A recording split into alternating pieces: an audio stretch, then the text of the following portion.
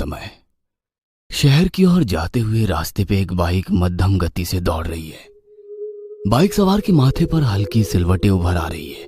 वो कुछ परेशान सा किसी सोच में डूबा एक दिशा में बाइक चलाए जा रहा है कि तभी बादल गहरा जाते हैं और हल्की बारिश गिरने लग जाती है। यूं अचानक शुरू हुई बारिश उसे थोड़ा सुकून देती है और उसके चेहरे की परेशानी हल्की हो जाती है।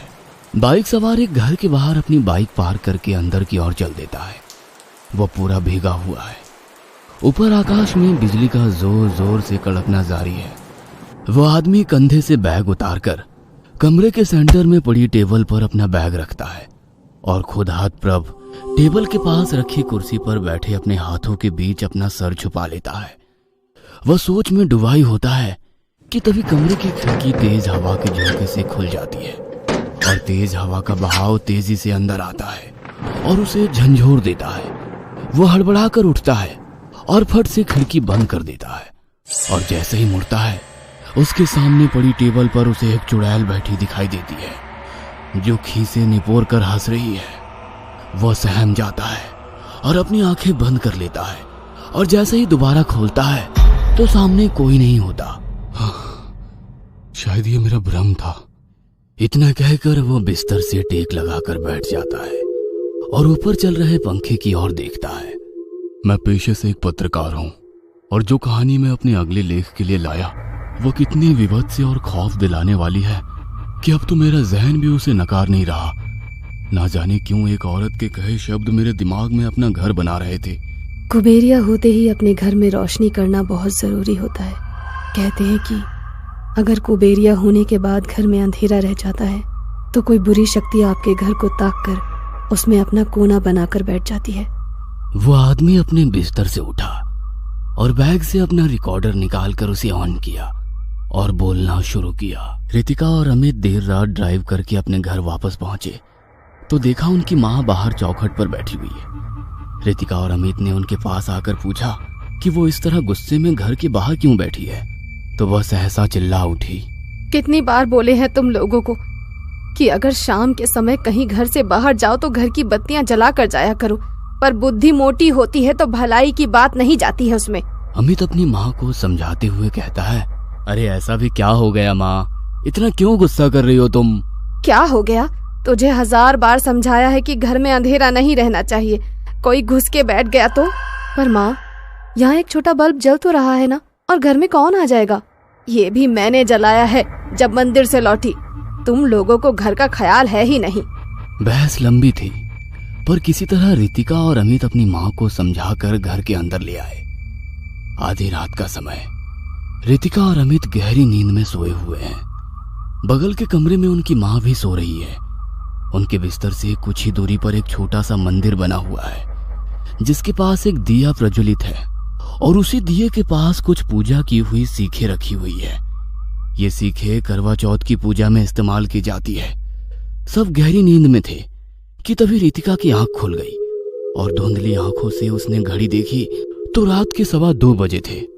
वो उठी और किचन में रखे फ्रिज से पानी की बोतल निकाली। उसने पानी की 2 घूंट पिए ही थे कि एक अजीब सी आवाज उसके कानों में पड़ने लगी, जैसे मानो कि कोई कुछ बुरी तरह से चबा चबा कर खा रहा हो। थोड़ी देर को ये सब रितिका को उसका भ्रम लगा, जैसा कि अक्सर आधी रात में लोगों को हो जाता है। रितिका पलटकर अपने कमरे में वापस जाने लगी और जैसे ही वो किचन से बाहर की ओर आई उसके कदम सहम गए। अब खाने की आवाज बहुत जोर जोर से अंदर की ओर आने लग गई थी। रितिका बाहर की ओर चल पड़ी। रितिका किचन में ड्राइंग रूम की ओर आते हुए, कौन है बाहर, कोई है क्या? रितिका की बातों का कोई जवाब नहीं आया पर वो खाने की आवाज अब किटकिटाहट में बदल गई थी। रितिका जरा सी आगे बढ़ी ही थी कि उसके पैरों के पास एक खून से सना हुआ हड्डी का एक छोटा टुकड़ा उसके पैरों पर आ गिरा और रितिका हड़बड़ा के डर के पीछे हट गई। उसने वहां से देखा कि उसकी माँ वहां एक जगह सहमी सी खड़ी हुई है और एक टक दरवाजे की चौखट को ताक रही है। क्या हुआ माँ? माँ ने बिना मुड़े रितिका से कहा, वो घुस आई है बेटा, वो घर की चौखट तक घुस आई है। कौन माँ? रितिका आगे कुछ पूछ पाती या कुछ कह पाती उससे पहले डर का वो रूप सामने आया जिसने रितिका और माँ को पूरी तरह दहला दिया। वह किसी दहशत से कम नहीं था। घुंघराले बालों वाली वो चुड़ैल वहां बैठे कौवा मार खा रही है।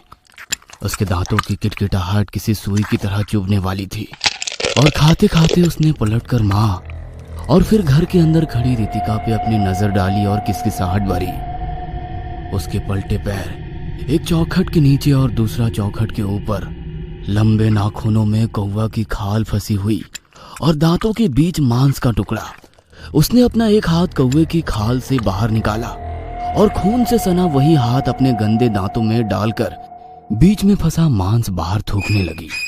यह देख रितिका जोर से चिल्लाई और उसकी आवाज सुन अमित घबरा कर सीढ़ियों से नीचे भागा चला आया।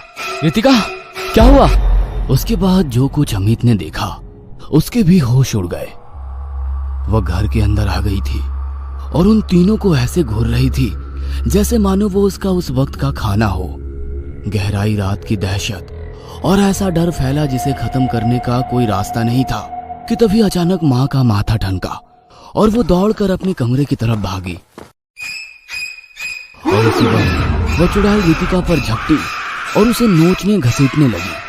अमित के ऊपर भी उसके कुछ खरोंचे लगी जिनसे अमित दीवार से टकराकर बेहोश हो गया। अमित की माँ भागकर कमरे में पहुंची। राम राम राम। और पूजा में चढ़ी सीखें उठा ली। चुड़ैल रितिका पर हावी हो चली थी। इतने में माँ ऊपर से तेजी से नीचे की ओर आई। उनके हाथ में पूजा में चढ़ी सीखें थी। उन्होंने चुड़ैल के पास आकर उस पर उन्हीं सीखों से वार करना शुरू कर दिया।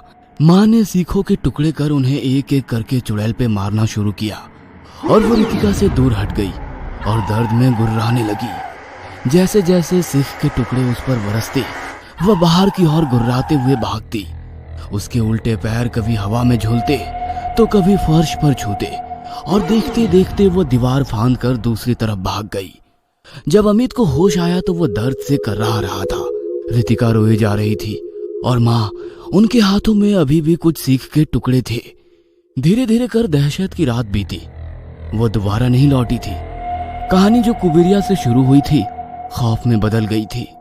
क्या वास्तव में अंधेरा देखकर उसे कोई अपना घर बना लेता होगा? रितिका और अमित की कहानी से तो यही साबित होता है। इतना बोलकर पत्रकार ने अपना रिकॉर्डर ऑफ किया कि तभी अचानक घर की बत्ती चली गई। ये क्या हुआ?